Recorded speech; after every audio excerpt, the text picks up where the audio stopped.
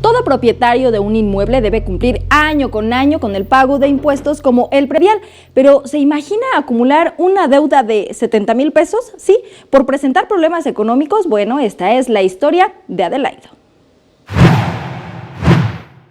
El predial es un impuesto que debe pagar cualquier persona que sea dueña de una propiedad sin importar el uso que se le dé, ya sea habitacional, comercial o industrial.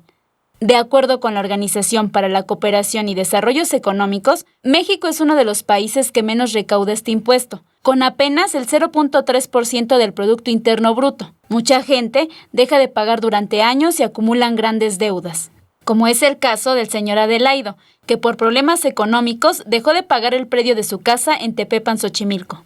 Pues ahorita estamos atrasados. Debemos como 70,000 pesos. Lo que pasa es que se ha acumulado de algunos años, pero tenemos que irlo abonando. El señor Adelaido tiene 82 años y con el dinero de su jubilación y la ayuda de sus hijos paga alrededor de 2,000 pesos anuales de predio. Depende del área donde viva, más aparte no de la renta, pagar agua, pagar luz, eso nadie se lo quita, que son gastos que se tienen que hacer por ley.